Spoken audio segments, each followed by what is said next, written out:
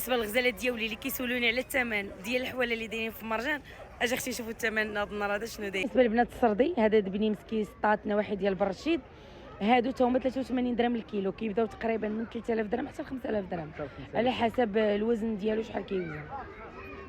شوفوا هادو ديال التمحدات، تبارك الله ما شاء الله. شوفوا مرجان كله تبارك الله عامر اليوم بالحواله. وبالنسبه للثمن ديال هادو ديال التمحدات دايرين حتى هما 77 درهم للكيلو.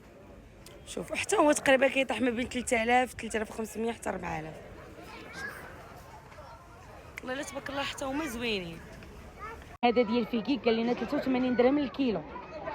هادو البنات ديال خنيفره وازرو حتى هما الثمن ديالهم 77 درهم، ولكن راه الصراحه واعرين. شوفوا اللحم ديالهم على الهضره ديالهم، تيقول لهم القلموزي.